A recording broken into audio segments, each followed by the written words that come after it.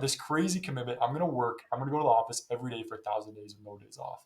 And I'm not exaggerating here. I'm not promoting hustle culture. This was just an experiment I ran with myself. And for 1,000 consecutive days, I went to the office and I worked. And my rule was at least 4 hours a day. So even on Saturdays or Sundays, I was going in for at least 4 hours. And what I found was,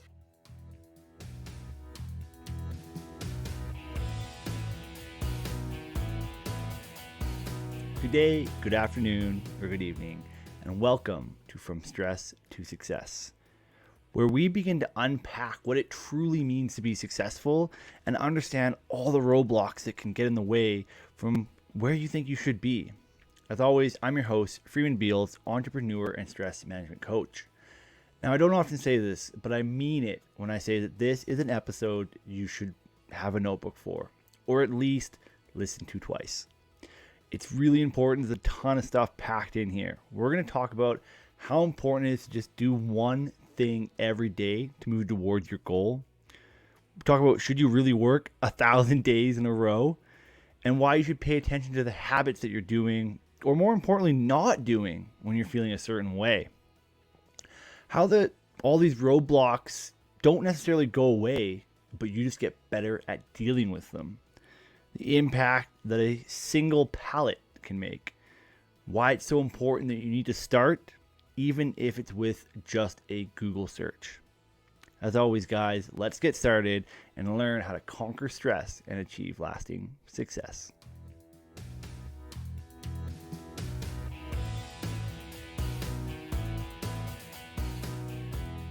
Mitch Jacobsen, CEO of Rviita, the tea, this is really interesting, the world's first energy tea in a low carbon pouch. And we're going to talk about that a lot. And I've actually had some and it's incredible. You're in the Made in Alberta Awards right now. So we're going to talk a little bit about that as well. And I encourage people listening to go check out the tea, go vote for it. You've got this fascinating story about how the tea came about, why it exists, what it's for. You're also a fellow Calgarian, so we kind of connect on that level. And you're an active part of the startup community. I noticed that you're doing lots of speeches and stuff like that. So I'm just really excited for you to join us here today, Mitch, and kind of tell us a bit of your story. So thanks for coming, man. Freeman, thank you so much for having me, man. It's such an honor. Even the title of your podcast, From Stress to Success, that sums it all up, man, because I got gray hairs in my 20s for a reason. So I'm excited to be very transparent today and have a great conversation. Man, I love it. That's amazing. I want to start in a weird spot. I want to start where you are now, and then we'll work backwards maybe. But like, where is Rviita right now? Like, what's it look like? Yeah, you betcha. So we're a team of 6 right now. We're a natural energy drink. We're carried in about 1,000 stores all across Canada. Like you mentioned, we're in this cool low carbon footprint, patent pending pouch actually that we custom designed here in Calgary. We have our own manufacturing line here in Calgary, which is kind of the latest development for us. We built it from the ground up. We have a filling machine that's never been in Canada before, which is crazy to me because I had no intentions of getting into the manufacturing business. I always wanted to use a third party to do that, but we kind of got forced in that direction. So yeah, it's been this crazy wild ride. We're about almost 4 years into the journey. We got a long way to go. Right now, the big focus for us is starting to raise capital so we can take our business to the next level. And just Yeah, so get that scale. grateful to be where we are right now. Yeah, that's incredible. And it's an interesting story. And I'm really excited to dive into a lot of it. I do want to really quickly, actually, because this sparked in my brain. The pouch is patent pending. It's low carbon. Why the pouch? Yeah, great question, Freeman. So I did a bit of a 180 with my career. I'll start there. I'm a petroleum engineer by trade, and now I sell tea in a pouch. So it's all a career switch, hey? And there's not a lot that carries over from petroleum engineering to energy food. But I had some background in sustainability. I was a water engineer, actually. So when I worked in oil and gas, my job was to find innovative ways to recycle more water for oil and gas companies. Really cool role. And so I had a bit of a background in looking at environmental data. And so when we were originally choosing our packaging, I, of course, like most beverage brands, was just going to be in a can or a bottle, right? But I started doing this deep dive of going into the data. What is the lowest carbon footprint? Not just in terms of recyclability and everything, but in terms of the whole life cycle of the product, the way it's manufactured, transported, etc. So this is a long-winded answer to your question, but when I looked at the data, what I couldn't believe is why more companies weren't using the flexible pouch. It just Mm. had the lowest greenhouse gas emissions, the lowest water usage. If you can imagine, when this is empty, it's shipped flat, right? So it doesn't take up very much space. Imagine an empty aluminum can, how much space that takes up in the supply chain, right? Or in the Yeah. transportation cycle. That they're usually getting shipped from overseas or the southern US. Like, what's the carbon footprint of that? So I kept coming back to this flexible beverage pouch, but no one was, using a spouted pouch like this. So we had to custom design it. I actually used freezer paper and a curling iron, welding it together in my kitchen. That's how we That's originally how you came up. built the first one? That's how we built the first one. Yeah, I got a curling Whoa. iron from Sephora and bought some freezer paper, and I weld it together and fill it with water, and it would burst in about 30 seconds. So you only had a 30-second window to figure out if it was the right size or not. So yeah, that's a really long-winded way to say that we chose this pouch because when we looked at the environmental data, the footprint of it and just the little amount of space that it takes up in the supply chain just gives it such a great overall carbon footprint, and it's It's recyclable too. Yeah, it's cool that you started it from like this idea of it's going to be better for the environment, and that was like the core principle. I'm Yeah, curious what it's done like in the form of like marketing though now. Like, is it helped that? Because now it seems to stand absolutely. out. I notice it on the shelf for sure. Totally, man. Yeah, and that's been sort of the somewhat unintentional benefit of this packaging is it really stands out, right? When you walk down the energy drink aisle in a store, what do you see? Whole bunch of bright colored cans, maybe the odd plastic bottle. Then you see this pouch, right? People are like, "What is that? I got to check it out." So it's really, I think, so much of our success in retail has been driven by the fact that our packaging is so unique, right? People Mm. see it in a store and they're like, "That's different. Let's check that out." And once someone's picked up your packaging and is taking a look at it, that's like three-quarters of the battle. So yeah, to your point, it's been not only has it been a win for the environment, but it's been a tremendous marketing tool for us.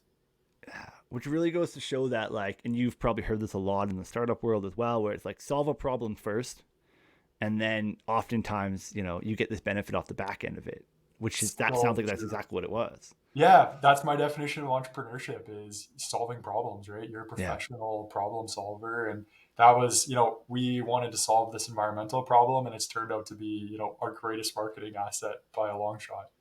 That's so good. It's that lovely concept of like it's so hard to connect a dot looking forward, right? And you're like, So whoa, this has true. been amazing. Absolutely. Why? Yeah, you mentioned actually. Let's go to the kitchen table because you mentioned that curling iron, freezer package, kitchen table. Like you've also posted a lot on socials about how a lot of this started at the kitchen table, and like now you've got a factory and a production line.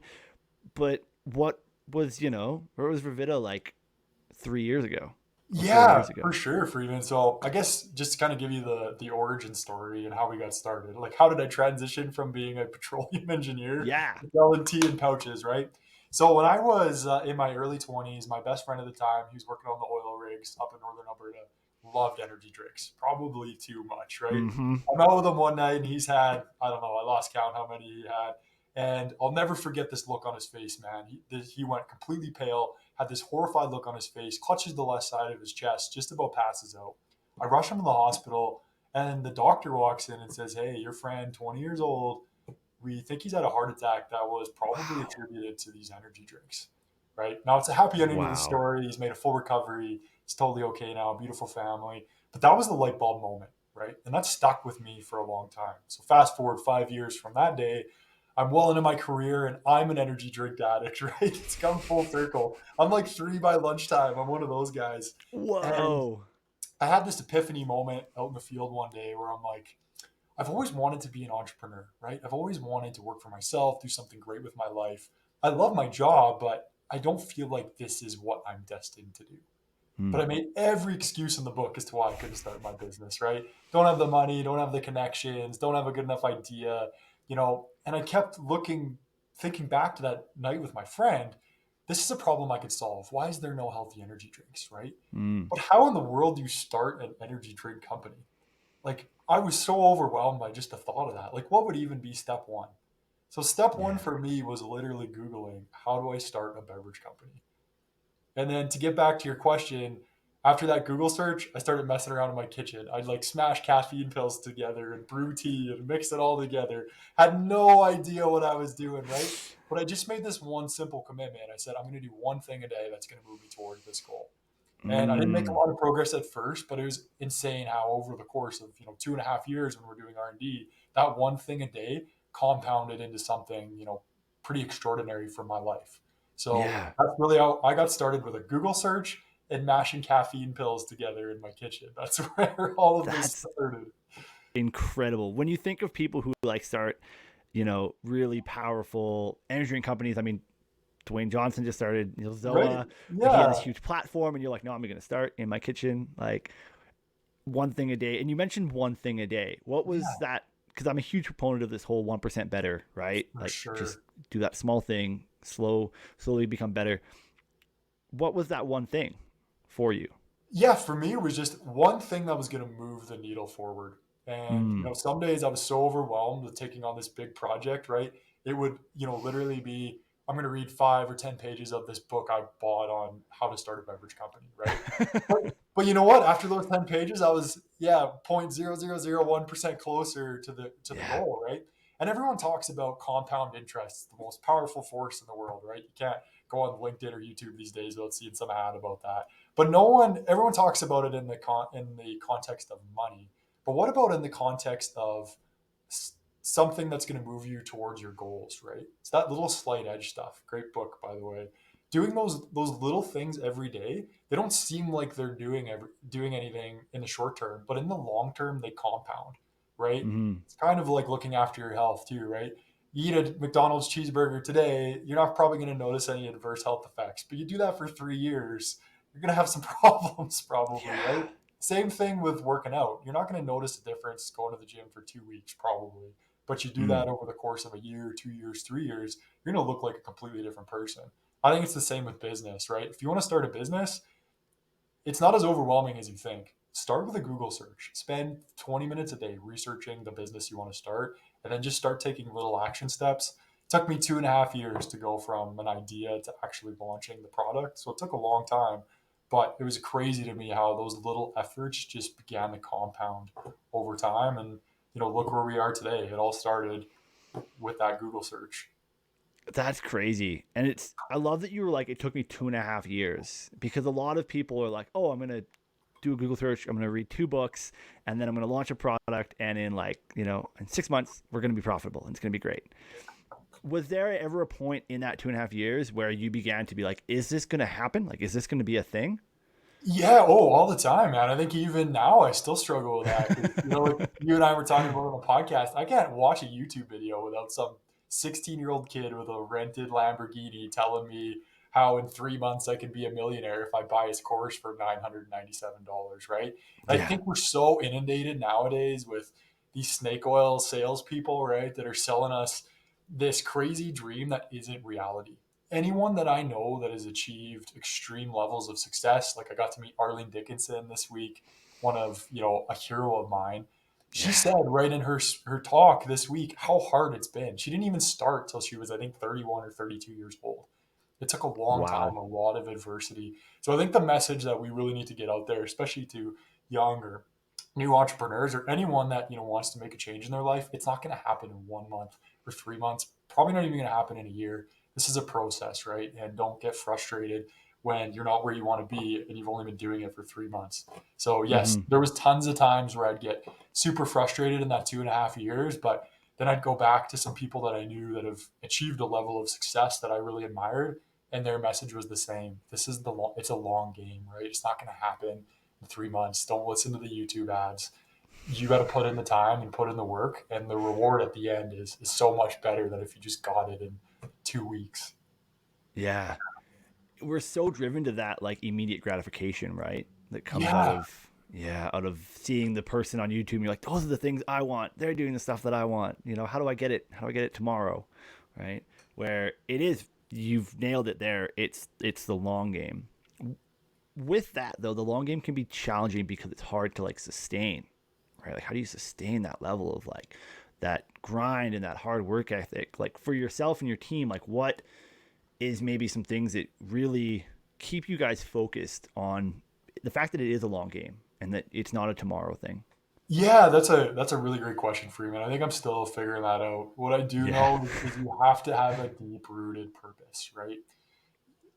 As to why you're doing something. You know, Mm-hmm. for me, like we have a folder in our shared drive at the office here called "When You're Having a Bad Day," and it's all the customer messages that we've received from people that have said things, how our product has really helped them. So, like, a couple weeks ago, I had one of my darkest days, probably my darkest day in business. I go into that folder and I look at, a message we got from someone who was in the hospital dealing with cancer. And they said Rviita was the only thing that helped them feel better, right? It was one of the few things that gave them a bit of an energy boost. So when you're playing that long game and you're tempted to quit or give up or say this isn't worth it, you got to think about, why did you get into this in the first place, right? Is it for your kids, right? Think about the customers you're serving. Think about what your life could look like if you don't quit, if you do persevere, Mm. right? So, when you're going through those really hard days, those are some of the strategies that I've used to help keep me motivated and push me through those dark periods. Because, yeah, there's been definitely many of them on this road. Yeah, it can be a struggle for sure. We talked earlier, and you mentioned that you probably still put in, like 12-hour days, and you're working a lot. That's an extreme level of work ethic that I think many people might not have. For you, like, where did that come from? Yeah, good. I've thought about that a lot. I think a lot of it's deep rooted in my athletic background. I grew up playing sports, and from the moment I stepped on a basketball court, what did coaches tell you? If you want to be good at this game, you got to be the first to practice. You got to be the last to leave.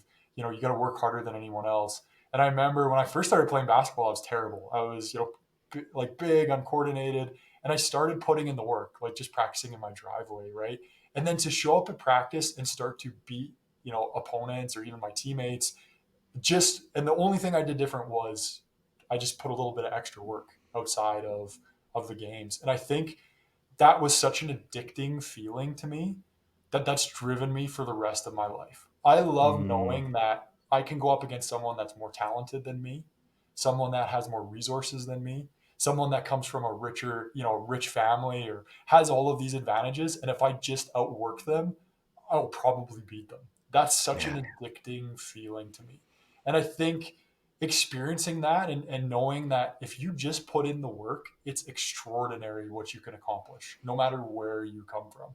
So I think a lot of my work ethic is really deep rooted in that, is this addicting feeling of knowing that you can accomplish so much when you just commit yourself to something. There's a lot of people that say that, right? That they're like, you got to be committed, you got to work hard, put it all in. The flip side of that, of course, is that it can be challenging to not hit that level of like burnout, or can, like, how do you know your limits, right? So for yourself, because you said you were in athletics, and now you've been running this company for 4 years, and you're quite Yeah. dedicated. How then, when you've worked a long week or something like that, like, how do you end up not getting to the point, because you wouldn't be able to do it for 4 years if you weren't doing something sustainable to For make it sure, happen? man. So how Yeah. do you prevent that? I love talking about this. This is a topic I'm very passionate about. I don't get to speak about it a lot. So thanks, Freeman. I've done a lot of experiments with myself personally with this. So when I first started and like quit my job, started Rviita, there's a guy that I listen to a lot. You might know him, Andy Frisella, has a great entrepreneurial podcast. And right when I quit my job, he released a podcast that said 1,000 days. Commit yourself to something for the next 1,000 days and just see how different your life is going to be, right? And maybe I wasn't supposed to take that literally, but I did. I'm like, I made this crazy commitment. I'm going to work. I'm going to go to the office every day for 1,000 days with no days off. And I'm not exaggerating here. I'm Wow. not promoting hustle culture. This was just an experiment I ran with myself. And for 1,000 consecutive days, I went to the office and I worked. And my rule was at least 4 hours a day. So even on Saturdays or Sundays, I was going in for at least 4 hours. And what I found was there was a lot of ebbs and flows. I would go through a month or a 2 month period where I felt amazing, and then I would hit that burnout feeling I think that a lot of people experience. But what was interesting is that would only last for like 4, 5, 6 days. And if I pushed through it, I'd get another, almost like a runner's high or something, where it could go Mm, another 3, 4, 5 weeks. And so what I learned from that is burnout a real thing? Yes, it is. But I think when most people are experiencing what they consider burnout, you're only at 30% of your capacity or 40% of your capacity. You have so much left in the tank, right? That's what I learned from that experience. And now I'm not doing that anymore. I'm taking more time for myself and trying to take Sundays when I can. But I worked 1,000 consecutive days in a row, going into the office every single day and executing. We went from zero in revenue to just about 1 million in annual revenue, built our own manufacturing line. It was a crazy experience. And did I experience burnout? Certainly I did. But I think the average person, and myself included, you are capable of so much more than you think, right? When you really look after yourself, when you look after your diet, when you look after your sleep, when you get to the gym and take care of yourself, you can work a lot longer and harder than you probably think you can. Was what I learned from running these experiments just with my own personal life. I love how you called it an experiment. You're like, I'm going to experiment for 1,000 days. We're going to see what happens. I'm gonna see what happens. Yeah. I love that. That's so good. You touched on a couple things. I want to start with first that you said in there that sometimes you would only go for 4 hours. So, how important was that kind of not having to give it all every day, but more the show up that was the important part? Yeah, Like, did you notice any difference on those 4 hour days? totally, man. Like, so kind of my routine was Monday to Friday, it was full throttle, right? Like, that's when the staff's in the office. Saturday was typically like, 2/3 of a day, 10 to 6 kind of thing. And then Sunday, I'd try to just come in for, that 4 hours in the afternoon. And yeah, even just Mm-hmm. having like one evening family, supper with my family, like that's enough to kind of get me reset and ready to go for the next week. So I think, yeah, taking those little, David Goggins, another guy I'm a huge fan of. Man, he talks about mental check stops or pit stops. I think he says, Mm-hmm. where even something as simple for him is just driving somewhere. That's 30 minutes where he doesn't have to think about anything. That's a little rest stop for him, right, to recover. And I think when you're really pushing towards any kind of goal that's very demanding, you have to find those mental rest stops for yourself, right? Could be your 45-minute workout in the morning. That's been a big thing for me. Could be that 40-minute or that 2 hour family dinner on Sunday night, right? Those are the little things I think you can really use to recharge yourself and refresh yourself and, help keep pushing yourself to that next level. Yeah, and like recognizing what's working in those bits, right? Like no, like a podcast for half an hour on my drive to work really helps kind of get down. Or Yeah, for some people, maybe it's listening to loud, death metal for half an hour. Like if that's the thing that gives you that mental check stop, then I think it's about identifying that, right? completely agree, Freeman. Yeah, figure out what, kind of gives you a mental reset, a mental break, and start Yeah. incorporating that into your routine. Yeah, we've touched on fitness a little bit here too, and I'm a big proponent of this kind of having the energy, right, to keep going. Yeah, How important has fitness been? Because you said even there that you do work out sometimes in the morning for like 45 minutes. How important has fitness been kind of for you to keep this level of drive and passion and go, go, go?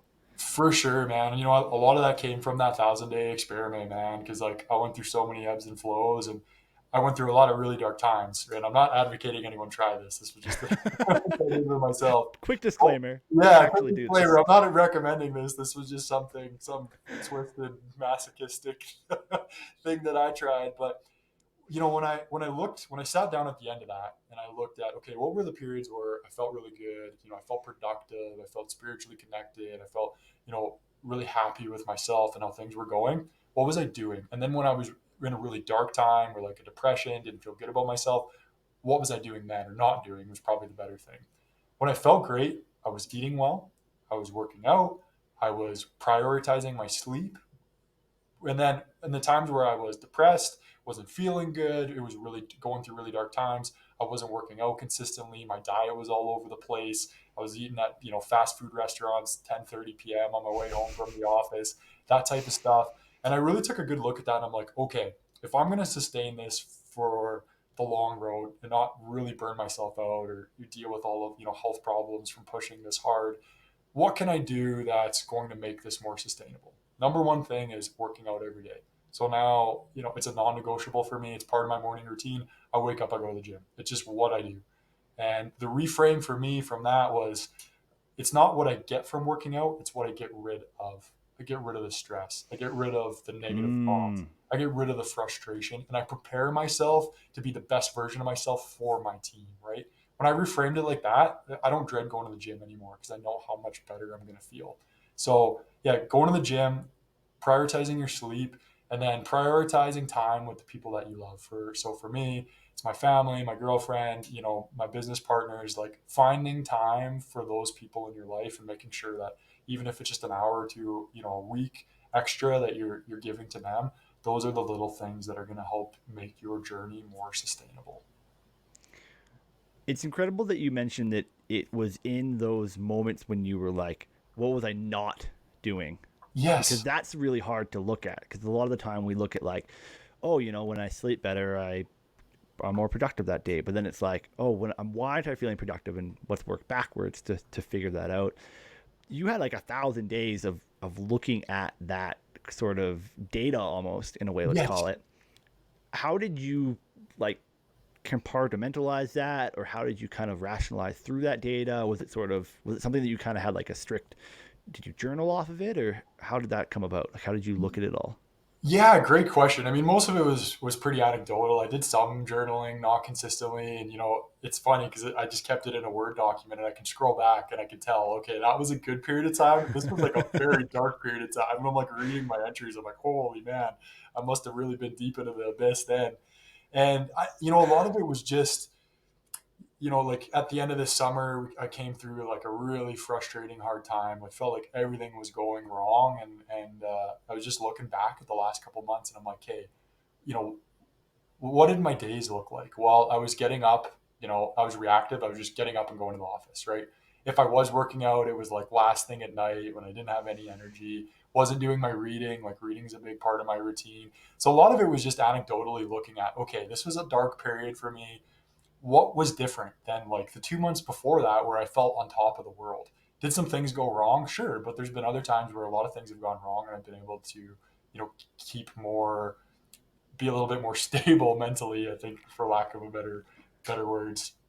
So Mm-hmm. yeah, it was a lot of just evaluating, okay, what made me feel great? What are the little things I do every day that help elevate me to a different level? And then when I'm not feeling good, what's missing?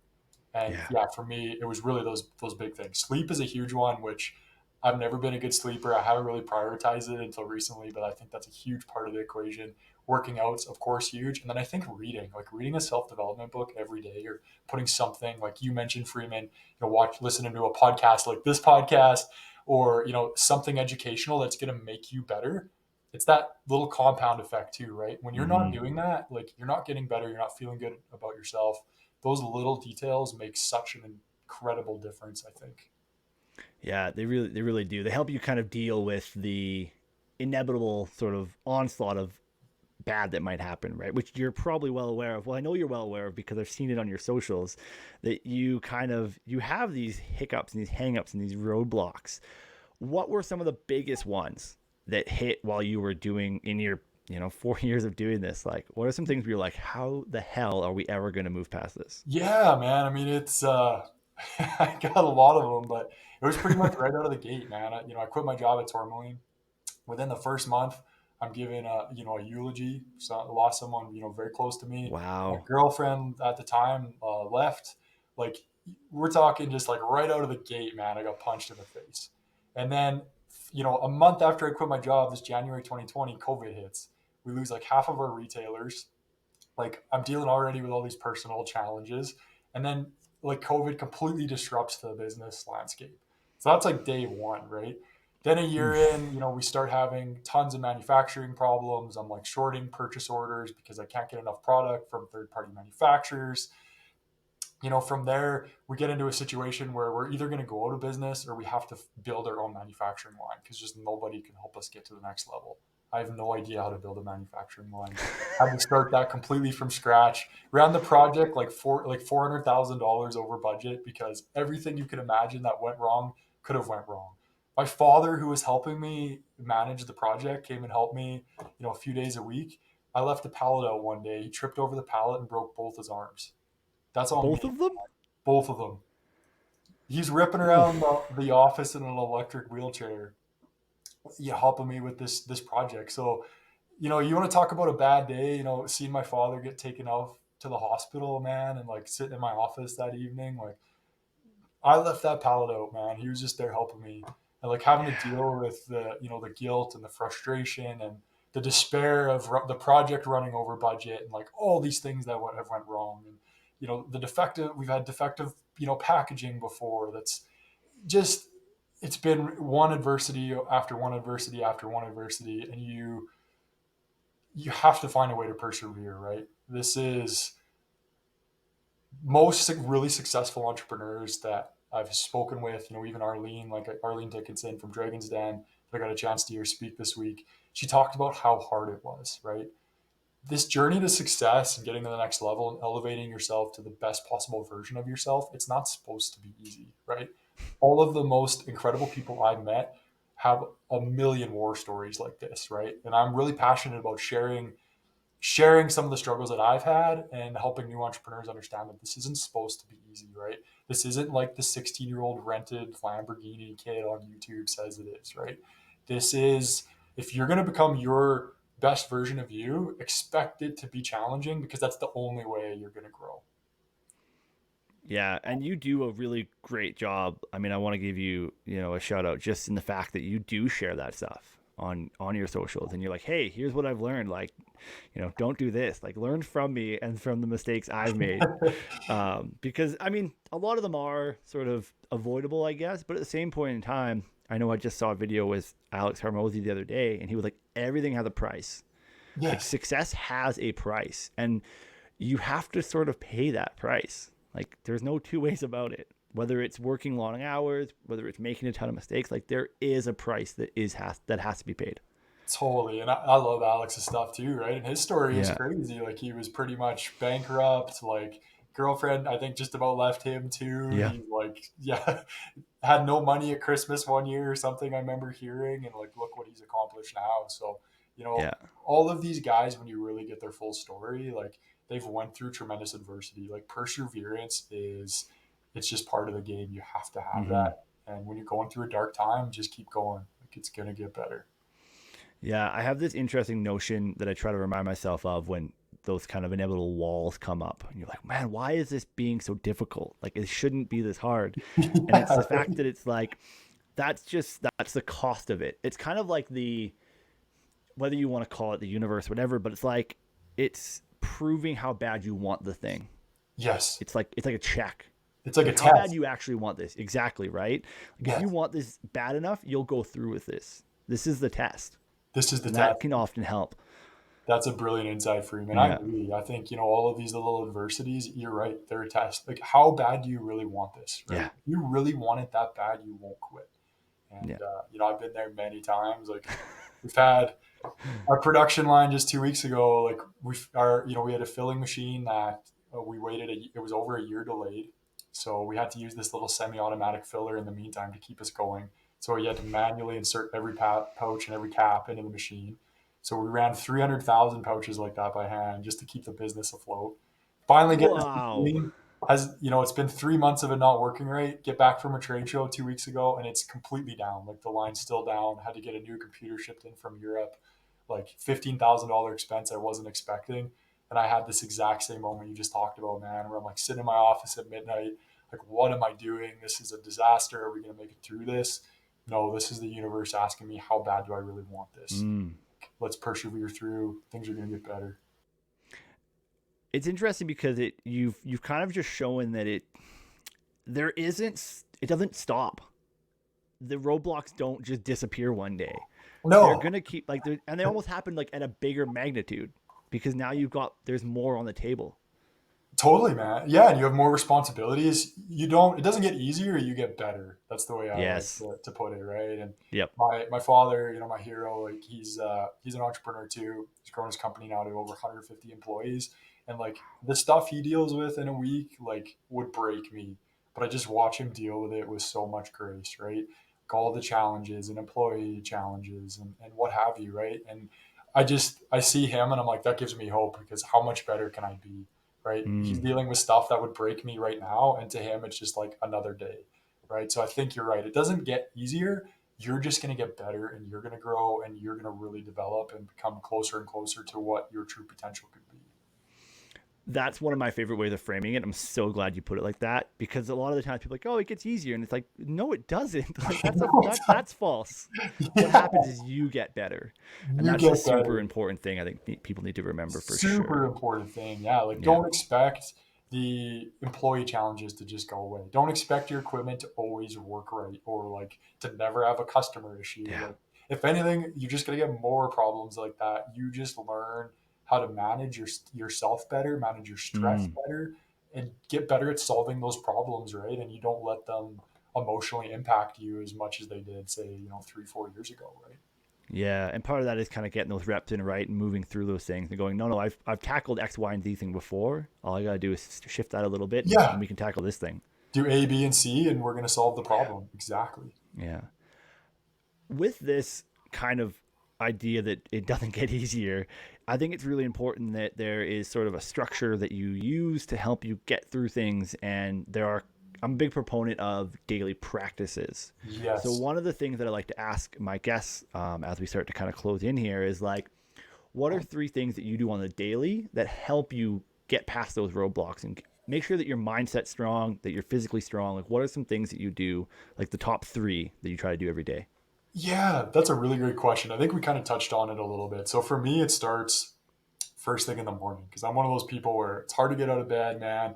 A lot of times I wake up and immediately I'm thinking about all the issues I got to deal with today, all the things that have went wrong. So I think that morning routine and like really setting your mind straight for the day is so important, especially when you're an entrepreneur. Because I always say, if you're the leader of a company, you don't get to have a bad day, right? You show up and you're miserable or your anxiety shows too much, like that's going to carry down to your employees. Yeah. It's going to affect the people that work for you and work with you so much more than you think. So for me, it starts first thing. So one of the things I've been doing currently is the first thing I do, I drink a glass of water, I get right in a cold shower, man. And it sucks. Every morning I don't want to do it, but like you feel so good after and you've just started your day with doing something you didn't want to do. And Mm. even though that's just something small, I find that that carries forward to everything else you do for the rest of the day. You're training your brain to do the things that is good for you, but you don't want to do. So that's step one.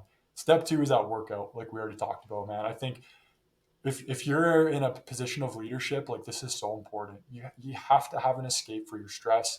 It could be as simple as going for a walk in the morning. I like to lift weights. Do something for 30 minutes in the morning that's getting your body moving, right? That's going to prepare you for the day. And then the third thing is, I think, doing something that's going to make you grow. That 1%, like you talked about, Freeman. Listen to a podcast or read a personal development book at some point in the day. I think if you just do those 3 things, those are the 3 things I do. And when I focus on that, I feel way better. I feel more prepared. I feel like I can handle stress better. So those are the 3 big things that I really try and focus on day in and day out. Those are great. The drink a cold glass of water and have a cold shower, something that I certainly struggle with, and I fall on and off the bandwagon of that cold shower in the morning. Me too, It's man. a Yeah. Sometimes I'm I'm just trying like, to oh, be I can't do it it. sucks so bad. I want to eventually Oh, get into cold plunging, but it's a cold shower for yeah. now. Yeah. Yeah, I'm the same way right now. But it's incredible how much better you feel afterwards though. Oh Like I my remember the goodness. first time I did it, I was like, this is crazy. You're so Like, alert. Like it's just, yeah. your mindset shifts immediately. There is definitely Yep. something to that. Yeah. Yeah, yeah. So cold. I'm a big proponent of cold water right in the morning as well. Yeah. And then the workout huge, right? Get your body moving, get that cortisol burned off. Like you let your body focus, and then the growth thing is big, right? Like just push a little bit out of your comfort zone, right? Get into what they call like the stretch zone, where you Exactly, grow a Freeman. little bit each day. Work through That's 3 things. super powerful. For myself, my morning's huge. Yeah. I've moved my coffee until after my workout. Good for So you. first thing in the morning is workout, and so I'm usually like an hour and a half until I have my coffee. So Yes. that's important. The reading, which we touched on briefly, Yeah. I usually spend minimum of half an hour reading in the morning, Good for you. and then the third thing, this is my biggest thing, is in the evening. I'm really big on my bookends of the day. Yes. The evening I journal, and I journal every night. And Nice. my Yeah. journal is pretty structured now, and it took a while to get here, but it's the 3 things that went well, the 3 things that I've learned, 3 things that I'm grateful for, and 3 things that I plan to do the next day. I love that. Yeah, I should Yeah. start doing that, man. That It's is, insanely powerful. It's probably when I tell people, because I get asked a lot, people are like, Freeman, what's the one thing that I can do to help me control my stress a little bit more? And by and far, if there's one silver bullet, so to speak, it's Yes. the 3 positive things every day, Every day. because it begins to train your brain to recognize those throughout the day, and like it strengthens the neural pathway in your brain that recognizes positivity, Yes. right? And then you end every day by just looking back at the day, reflecting, and picking out good. Because it's so easy to go to bed and be like, oh God, today was so hard. Like my machines are broken. My employee was sick, right? But if you're like, no, but like I had a good workout, and we're making strides on a new product, right? Like it sets your mindset up so much better for the next day. I could not agree more with that. I think Yeah. gratitude is something I need to do a better job at. It's so important. And Mm. when you get into the science of it too, and the law of attraction and all that stuff I used to think was woo woo, now I'm doing more reading on it. And I'm like, man, Yeah. that is, quantum physics and the law of attraction and the power of your thoughts. I think our Mm-hmm. thoughts are so much more powerful than we give them credit for. 100%. Yeah, it's interesting because now I think, thankfully, there's been like a couple decades of people looking into this, so now there is the data that backs it up, Yes. and it's fascinating when you get into the data of it. And you're like, oh wow, you get into the data which shows that it works, and then you go beyond that into the science that actually explains how it's working, How it's working. and Yes. and then at that point in time you're like, I can't even. How do you deny it? A, there's data that backs it up, and B, there's science that shows why it works, and Why it works. yeah. Yeah, could not agree more. And the more I implement some of those principles into my life, the more I see results. So I think reading some books on that topic and really starting to understand the power of your thoughts and the power of the law of attraction, like you attract, I think, so much in your life just through the way that you think. Yeah, 100%. There's a neat reason for that. Is so our brains can only kind of process so much information each Yes. day. That's why we have habits, because it's our brain's way of effectively moving throughout the day and not completely running out of energy. Yeah.